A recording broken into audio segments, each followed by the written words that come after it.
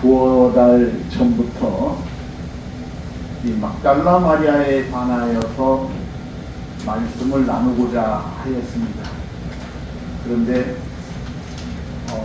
여러 가지 자료들이 미흡한 것도 있고 딱히 시점을 막달라 마리아에 대해서 언제 얘기를 해야 되는데 그 시점을 잡지 못하고 있었어요. 마침 오늘은 부활절입니다. 그런데 이 부활절에 우리가 놀라운 사실 하나가 뭐냐면은 부활하신 예수님께서 제일 첫 번째 만나주신 사람이 베드로도 아니고 야고보도 아니고 요한도 아니고 예수님의 12 제자가 아니라 이 막달라 마리아라는 이 여인을 예수님께서 만나주셨습니다.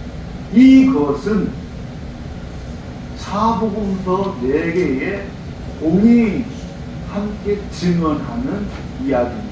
마태복음에서도 막달라 마리아를 만나주셨다고 하고 마가복음에서도 막달라 마리아를 만나주셨다고 하고 누가복음에서도 막달라 마리아를 만나주셨고 요한복음에서도 그렇게 증언을 합니다. 즉 이 말은 막달라 마리아라는 이 여인이 당시에 예수님의 제자들과 더불어서 예수를 믿고 따르는데 상당한 역할을 했던 여인이다. 이렇게 우리가 추론할 수 있습니다. 이 막달라 마리아 참 놀라운 여인입니다. 후에 말씀을 드리겠지만 그래서 이 막달라 마리아는 예수님의 생애의 마지막 종려부를 찍는 그 순간순간에 이 막달라 마리아가 그곳에 있었고 그래서 예수님께서 십자가를 지시고 이 돌아가실 때 가장 옆에서 슬피 울면서 예수님의 모습을 지켜보던 사람이 막달라 마리아였던 것입니다. 그런데 오늘 우리는 이 막달라 마리아에 대한 여러 가지 오해가 많이 있어요. 전에도 한 번은 말씀을 드렸습니다만 성경에 없는 이야기를 우리 사람이 인위적으로 이것을 만들어내고 조작을 해가지고 이 사람이 어떻다 이렇게 말하는 것은 잘못된 것입니다. 그리고 특히 이 막달라 마리아 같은 경우는 정말 예수님의 제자, 예수님을 받들어 섬기고 예수님의 제자들을 받들어 섬기면서 뒷수발을 다 한 여인이에요. 그 뒷수발을 다 한 여인인데 이 여인에게 엄청난 이 오해를 낳는 그런 그 이야기들이 오늘날 우리에게 전해져 오고 있다는 것입니다. 그런데 이제 이러한 것들의 가장 큰 어려운 난점 중에 하나는 뭐냐면은 이 성경에는 마리아라는 이름이 너무 많아요. 그래서 이 마리아라는 사람이 도대체 이게 누구인지 헷갈려요. 근데 복음서에만 우리 마태복음, 마가복음, 누가복음, 요한복음 이 복음서에만 마리아라는 이름을 가진 여인이 5명이 나와요. 오늘날로 말하면 무엇과 같아요? 그 이름이 순위 순위 정도가 가장 많지 않아요? 영이 이처럼 그렇게 많이 등장합니다. 예수님의 어머니의 이름이 마리아입니다. 그리고 사도 요한 야고보의 어머니 이름도 마리아입니다. 그리고 작은 야고보의 그 요셉의 어머니도 알페오의 아내 또 마리아. 그런가 하면은 또 하나는 마르다와 마리아 형제인데 마르다의 동생도 마리아입니다. 그리고 오늘 우리가 살펴볼 이 막달라 마리아 이렇게 있습니다. 그런데 왜 많은 마리아들은 그냥 있는데 왜 이 마리아는 막달라 마리아라고 했을까요? 혹간 어떤 사람은 막달라는 혹시 성이 아닌가 하고 이렇게 의례진작에서 말하는 사람도 있을 수 있습니다만은 막달라라는 말은 막달라라는 지역에서 온 여인, 그러니까 우리말로 하면은 남은 떡, 임실떡 하듯이 남은 사람, 임실 사람, 승창 사람 하듯이 막달라에서 난 막달라 사람 마리아 이렇게 말합니다. 그런데 이 막달라 마리아는 어떤 여인인가? 그리고 이 막달라 마리아는 언제 예수님을 만났고 언제 무슨 일이 있었는가 하는 그 이야기가 자세히 증언이 되지 않아요. 성경에는 많이 나오지 않아요. 그런데 한 가지 알 수 있는 건 오늘 본문에서 우리가 막달라 마리아가 어떤 여인이라고 증거하고 있어요? 네?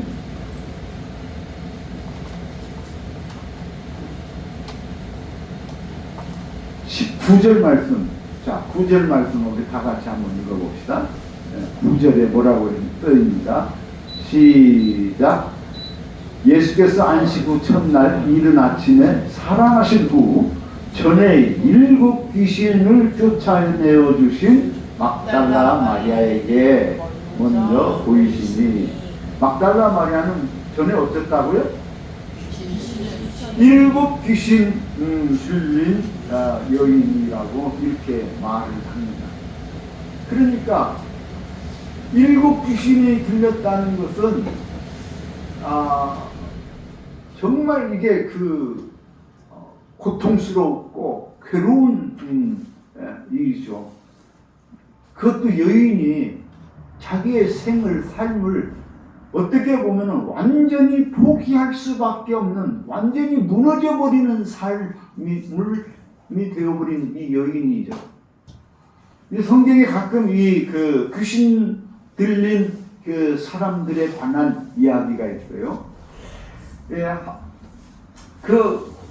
어떤 곳에는 이 귀신 들린 소년 아이에 관한 이야기가 있는데, 이 아이가 귀신이 들리니까 이 귀신이 막 안에서 역사하니까 이 아이가 어떤 짓을 하냐면은 불구덩이 속으로 뛰어들어가는 거예요. 물구덩이 속으로 뛰어들어가는 거예요. 그러니 이 아이를 그냥 혼자 내버려 둘 수 없어요. 식구들이 이 아이를 살리려면 어떻게 해야 돼요? 제 생각에는 꽁꽁 묶어두는 수밖에 없을 것 같아. 그러지 않으면 한 사람이, 힘이 좀 센 사람이 거기 옆에서 서서 나를 돌봐야지. 그렇지 않으면 어떡합니까?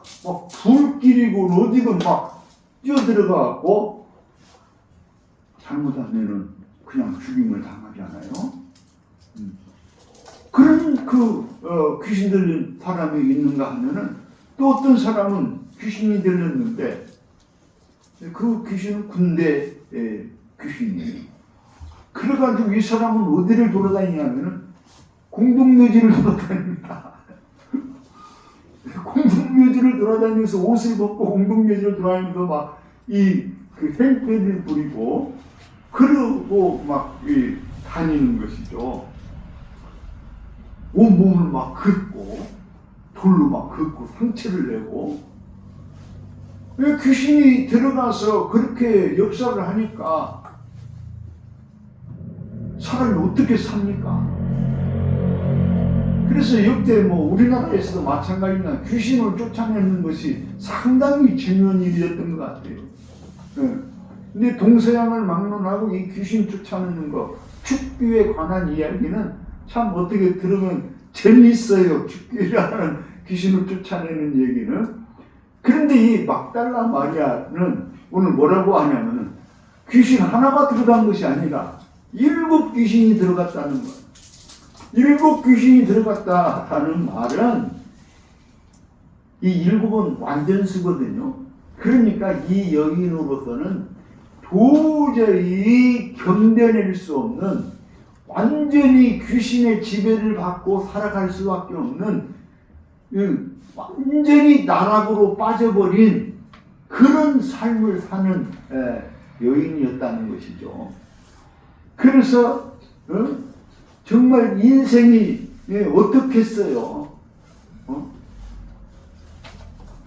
여인으로서 아름다운 꽃을 피워보지도 못하고 그 귀신 때문에 온갖 별의별 짓을 다 하면서 살았었겠죠. 그런데 예수님께서 이 여인을 언제 고쳐주셨는지는 성경에 나오지 않아요. 다만 몇 군데서 그렇게 증언합니다. 일곱 귀신을 쫓아내는 막달라 마리아, 이렇게 말하는데 제일로 가까이 말하는 것이 어디에 있냐면 누가복음 8장 2절. 자, 한번 해주세요. 누가복음 8장 2절.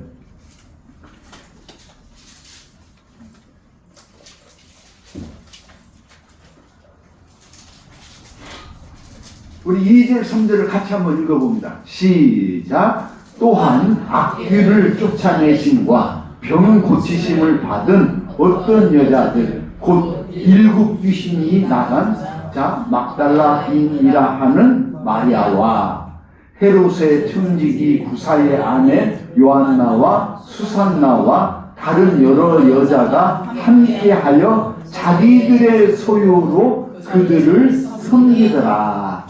이 말을 좀 이따 설명을 할 거예요. 그러니까 이 누가복음 8장에서 이 여인은 이미 귀신으로부터 치유를 받은 상황이죠. 귀신을 내쫓은 바 되어서, 그래서 이제 이때부터는 뭐였냐면은 이 여인이 다른 여인들과 더불어서 헤롯의 청지기인 구사의 아내 요한나와 수산나와 다른 여러 여자와 함께 자기들의 소유를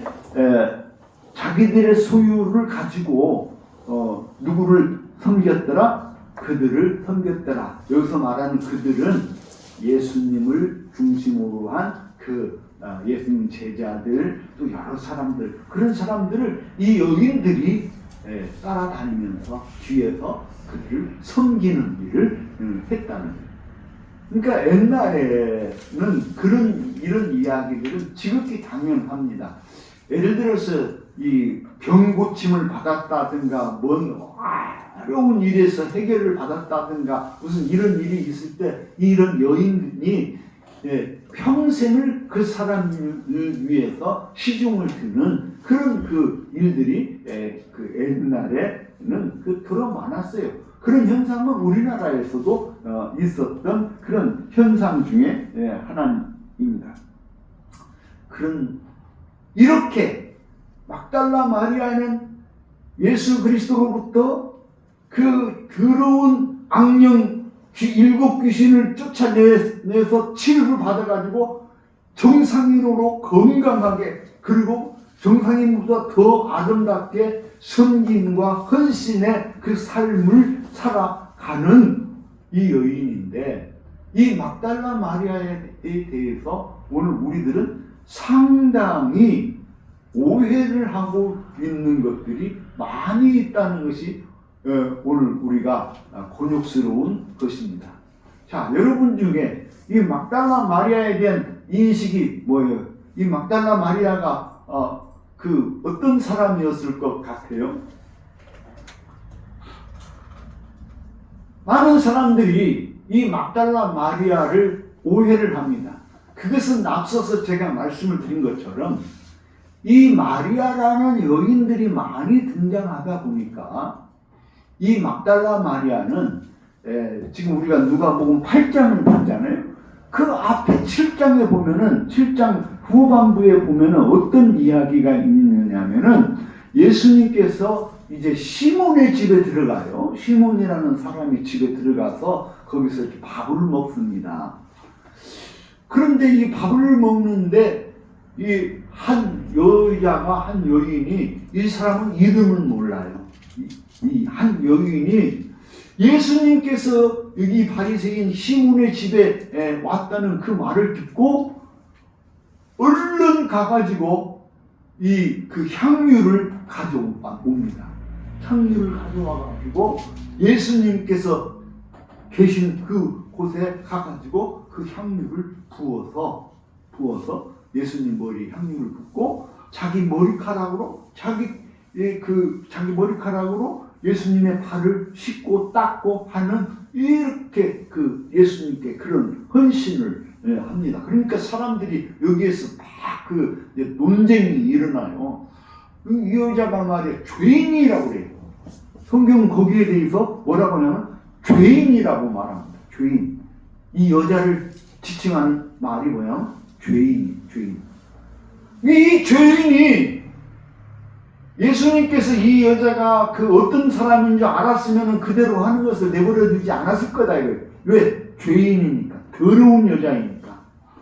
그런데 이 죄인이라고 말하는 이 여인은 어떤 여인이냐?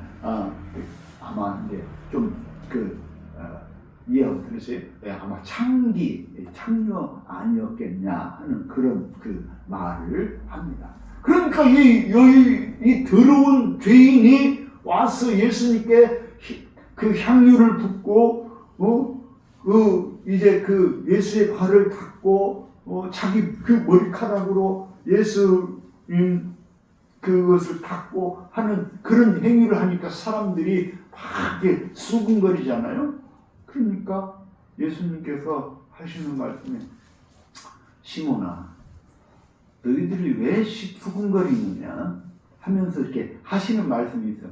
내가 너희 집에 올 때 너는 나에게 물도 내놓지 않았고 내 발을 씻어주지도 않았고 나에게 향유를 부어주지도 않았고 하는 그런 말을 합니다. 그러나 이 여인은 이렇게 착한 일을 하였느니라 하면서 이 여인의 죄를 용서해 주십니다.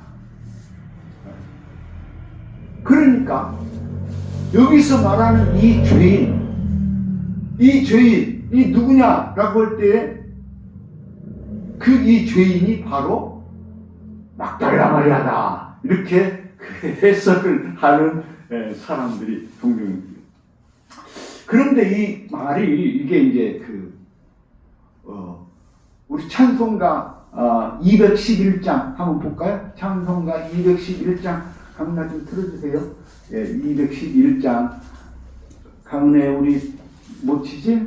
211장 1절만 우리 해봅니다. 1절 이 찬송 얼마나 제가 지금 한 얘기 그대로 나오는 찬송가예요. 자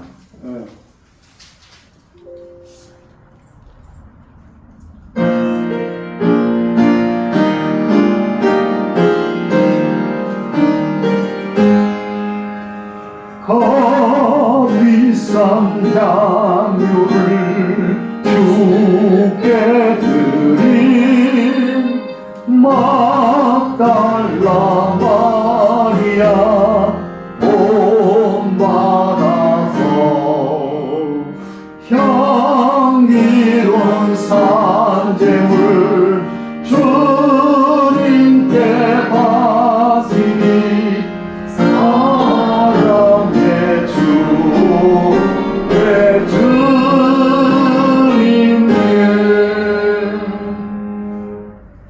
지금 이 찬송가는 향유를 부은 여인이 그 죄인이 누구라고 얘기하고 있어요? 마리아라고 막달라 마리아라고 지금 얘기를 하고 있어요. 그런데 지금 이 찬송은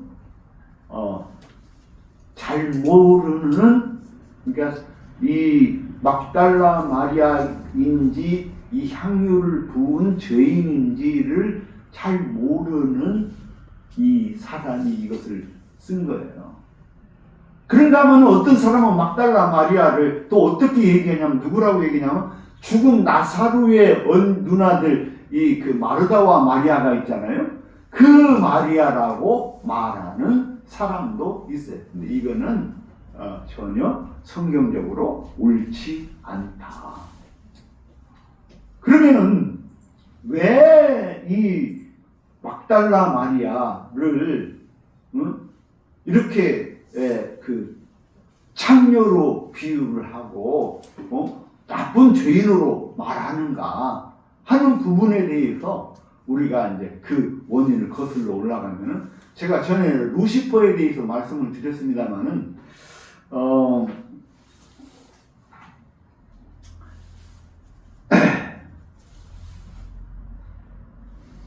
이 천주교에서 이 그 5세기경에, 그러니까 AD 5세기경에 교황 중에 한 사람인 그레고리 1세라는 교황이 있어요.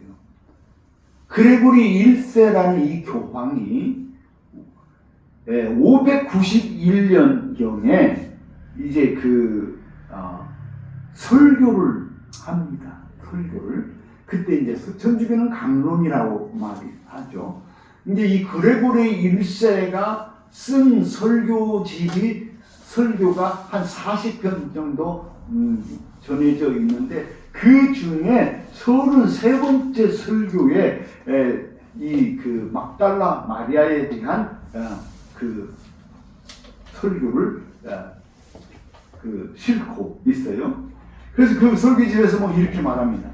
막달라 마리아는 누가에서 죄인이라 부르고 요한에서는 마리아라 부른다.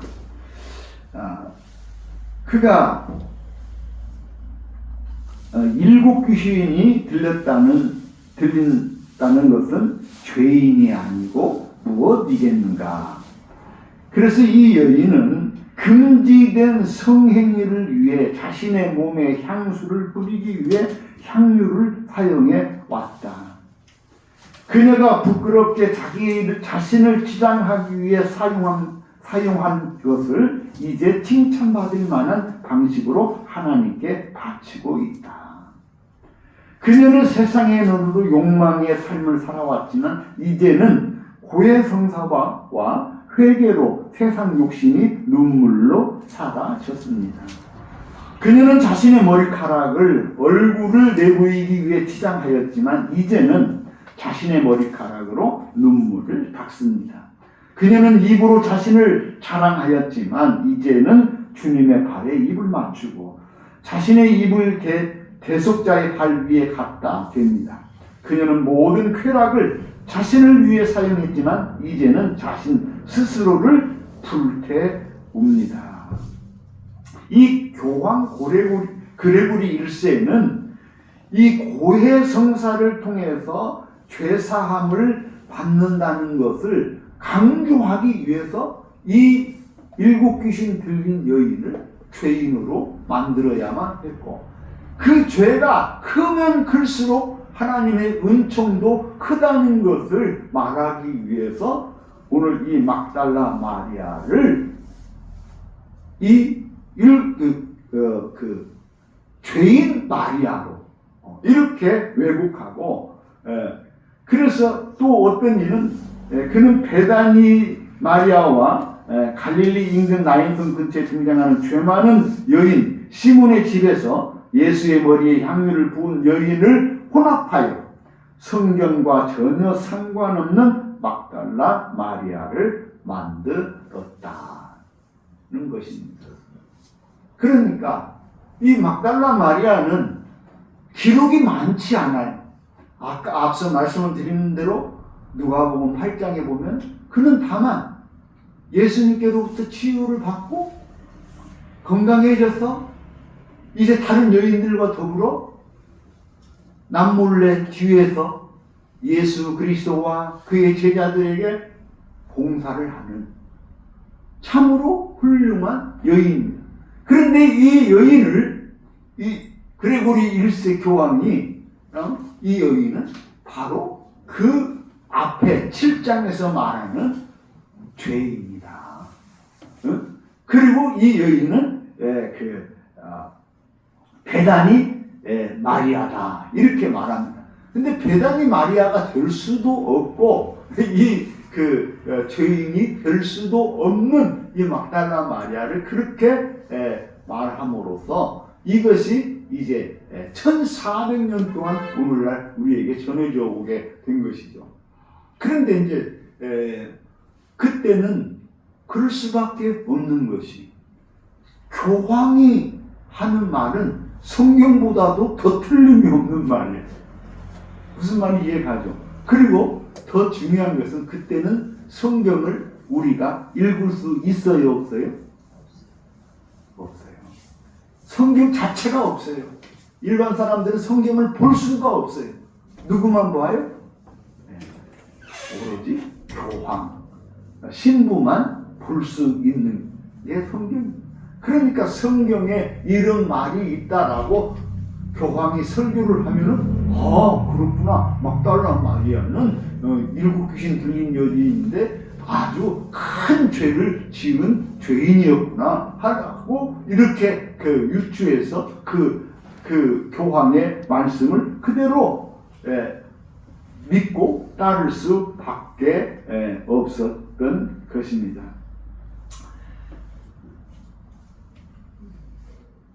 그러니까 성경에 나오는 한 여인을 그 후대에 교황이 이처럼 엄청나게 왜곡을 시켜버렸어요.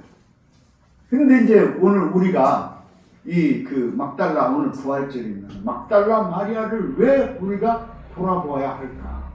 자, 앞서 말씀을 드린 것처럼 이 막달라 마리아는 예수님께로부터 고침을 받고 난 이후로 줄곧 예수님을 따라다니면서 그 다른 여인들과 더불어서 있는지 없는지도 모르게 그림자처럼 있는지도 없는지도 모르게 멀리서 따라다니면서 봉사하고 헌신한 사람입니다.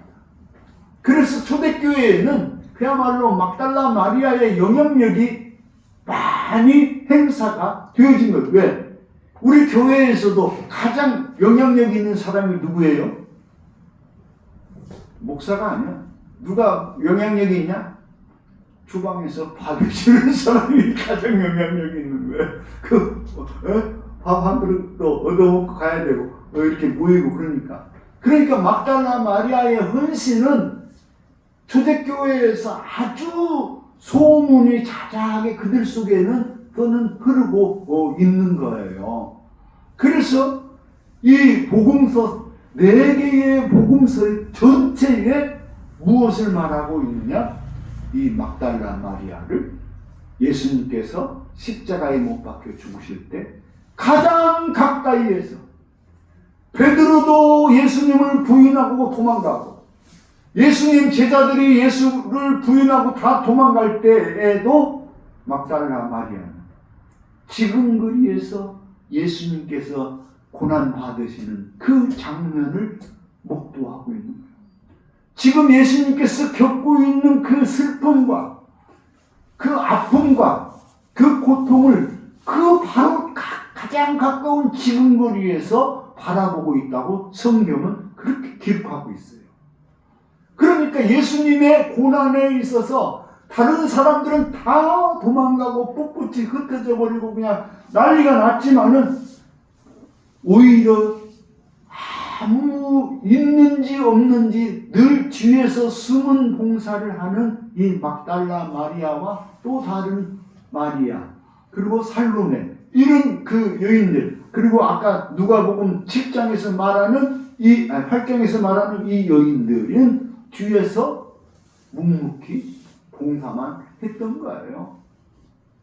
그런가 하면 이 막달라 마리아는 예수님께서 십자가에 못 박혀 돌아가시자 이제 그 무덤에 가서 예수님을 장례를 치르기 위해서 그 무덤에 가가지고 거기에서 이제 부활하신 예수님을 만나게 되는 겁니다.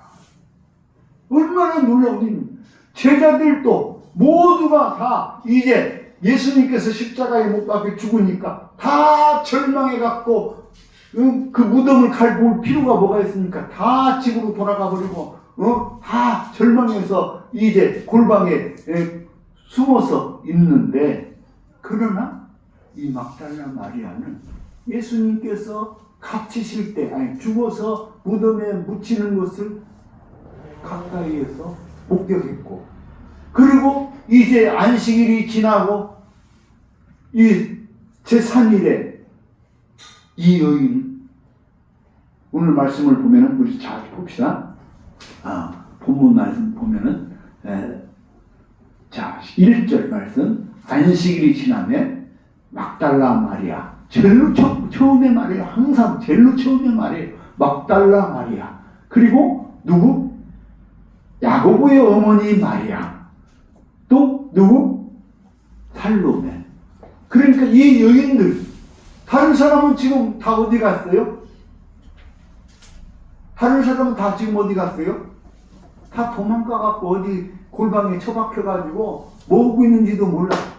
그런데 이 여인들은 뭐를 하러? 예수님께서 그 뭐랄까 억울한 그 죽음을 당하셨는데, 그 죽음을 당한 예수님을 위해서 장례를 치르기 위한 장례 물품들을, 향유를, 이런 것들을 사가지고 예수님 시신에다가 바르기 위해서 이 물품을 구입해서 이제 어디로 갑니까? 그 무덤을 향해서 가는 거예요. 그런데 자, 무덤이 어디 있는지 안 본 사람은 걱정할 것도 어디 있는지도 모르잖아. 그런데 이 막달라 마리아와 이 여인들은 예수님께서 장례를 치르는 그것을, 죽어서 무덤에 묻히는 것을 바라본 사람이에요. 그러니까 무덤이 어디 있느냐, 이것에 대해서는 염려할 것도 없어요. 고민도 안 합니다. 뭔 고민을 하냐면 누가 그 돌문을 열어줄까 하는 그 고민을 하는 거예요. 예수님의 무덤이 어디 있느냐, 이것을 고민하는 게 아니다 이거예요. 그 말은 예수님께서 돌아가실 때, 무덤에 갇히실 때 이 여인들은 이미 그곳이 어디인지 알고 보았다는 거예요. 그래서 무덤에 가가지고 보니까 무덤이 열렸어요. 이제 다음에 이제 시간 되면 이제 한번 말씀드리겠습니다. 무덤이 열렸어요. 열렸는데 여기 들어가 보니까 오늘 마태복음에서는 한 청년이라고 말합니다. 다음엔 제가 이렇게 또 말합니다. 한 청년이 와서 그들에게 말하는 거예요. 너희들이 십자가에 못 박혀 죽으신 예수를 찾는구나. 그런데 예수님은 너희들보다 먼저 갈릴리로 가셨다. 그러니 빨리 제자들에게 가서 그 말을 전해라. 이렇게 얘기를 해주는 거예요. 그러니까 갑자기 천사가 나타나니까, 여러분 천사를 봤다는 거는 무슨 말이에요? 천사를 봤다는 건 나는 죽었다는 거예요. 그거하고 똑같은 거예요. 저승사자가 나타난 거예요. 그러니까 이 여인들이 깜짝 놀라가지고 그냥 혼비백산인 데서 다 도망가 버렸어요. 무슨 말인지 이해 가죠? 천사를 봤다는 거는요, 이제 죽는 거예요. 귀신을 본 거예요. 그러니까 그냥 혼비백산인 데서 다 도망갔어요. 그런데 유독히 이 막달라 마리아는 도망을 안 갑니다. 그래서 밖으로 나왔다가 도망갈 수가 없어요. 왜? 정말 나 같은 사람을 영원히 나는 정말로 절망할 수밖에 없고 죽을 수밖에 없고 정말 이 세상에 살 거라고는 아무런 것도 없는 그 무지랭이 같은 이 인생을 예수님이 내게 오셔서 그 귀신 일곱을 다 물리쳐 주시고 나를 이렇게 건강한 멀쩡한 사람을 만들어 주신 그 예수님을 생각할 때에 자기는 그렇게 도망갈 수도 없는 거예요. 그러니까 가다가 다시 돌아와요. 다시 돌아와서 이렇게 안을 쳐다보는 거예요. 이렇게 안을 쳐다봅니다. 그때 부활하신 예수님이 뒤에서 딱 나타나는 거예요. 뒤에서 딱 나타나는 거예요. 그리고 이제 이 뒤에서 이 예수님께서 이 마리아에게 말합니다. 그런데 이 장면은 어디에서 나옵니다? 요한복음에 가면은 이 장면이 자세히 묘사되고 있어요. 여기에서는 여기까지만 말하는 거예요. 그러니까 예수님 막달라 마리아가 예수님이 다시 살아나셨다는 이 사실을 가지고 이제 제자들에게 가서 그 말을 전하는 것이죠. 예수님이 다시 살아났다. 그리고 요한복음에 보면은 예수님이 뒤에서 나타나가지고 이 여인에게 안심하라, 바다 안입히 평안하라, 안심하라 이렇게 말씀을 줍니다. 얼마나 벌벌벌 떨었겠어요. 갑자기 천사가 나타나고 갑자기 죽은 예수님이 나타나니까 이 얼마나 두렵고 떨리는 일이겠어요. 여러분 한번 상상해 보세요. 예를 들어서 가장 나오고 잘 지냈던 우리 아버지가 그래도 나를 제일로 사랑했어. 눈깔 사탕도 자주 사주시고 우리 아버지가 그래도 나를 제일로 사랑했어. 그런데 그 아버지가 돌아가셨어. 돌아가신 지 3일 만에 갑자기 살아나서 온다고 생각해봐요. 주사님 어떻게 그럴 거예요? 아빠하고 달려가서 안을 거예요? 제 생각에는 다 홍대백선 돼갖고 난리가 날 것 같아. 안주선이 어떻게 생각해요? 그런 것과 똑같은 거예요. 그런 것과 똑같은 거예요. 그런데 이 막달라 마리아는 조금 다른 것이 뭐냐면 다른 사람들 다 혼비백산이 위해서 다 도망갔는데 이 막달라 마리아만은 남아서 예수님을 이렇게 붙들려고 합니다. 그때 예수님께서 나를 붙들지 마라. 아직은 내가 온전한 몸이 아니다는 말이니까 지금은 부활한 신령한 영체로 있는 거예요. 그래서 손을 못 대게 이렇게 합니다.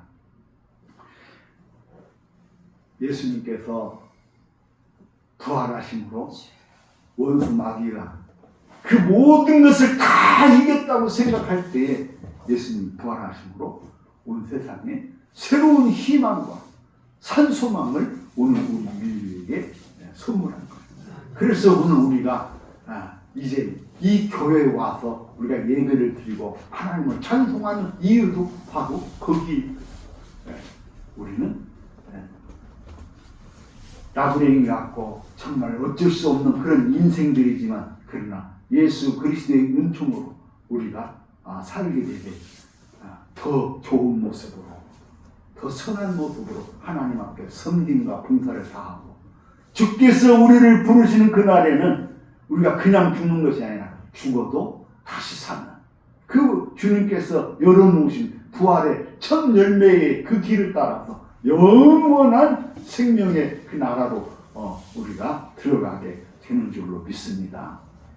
그래서 그 부활의 역사를 이룬 오늘 이 날을 기독교에서는 최고의 날로 여기고 이 지구상에 수많은 성인과 성자가 있어도 그 사람들은 다 묘지가 있어요. 예수님도 그 묘지에 붙이셨던 것처럼 다 묘지가 있어요. 그러나 예수님은 묘지는 있어도 그 시신은 없어요. 그 말은 예수님께서 다시 살아나셨다는 거예요. 할렐루야. 우리가 다시 사신 우리 주님을 나의 구주로 믿고 섬기며 그분께서 우리에게 위탁하고 부탁하신 일들을 우리가 잘 감당할 때에 하나님께서 다시 오시는 그때에 이제 영광 중에 그의 품에 안기우게 될 줄로 믿습니다. 이 믿음을 가지고 막달라 마리아의 믿음을 본받는 우리 모두가 되시길 바랍니다. 주님 은혜와 사랑을 감사합니다. 오늘 막달라 마리아가 7 귀신 들려서 이 세상에서 저주의 삶을 살 수밖에 없는 그 절망의 인생이 예수님을 만나서 완전히 새로워지고 오히려 이전보다 더 좋은 섬김과 헌신과 봉사의 삶을 통해 성경에 기록되어지며 부활의 첫 열매의 증인되게 하신 그 아버지 하나님의 놀라운 섭리와 역사를 오늘 우리가 바라봅니다. 오늘 우리에게도 이 믿음 주시옵소서. 이 섬김의 삶을 통하여 하나님의 큰 영광 드러내게 하여 주옵소서. 예수님 이름으로 기도하옵나이다. 아멘.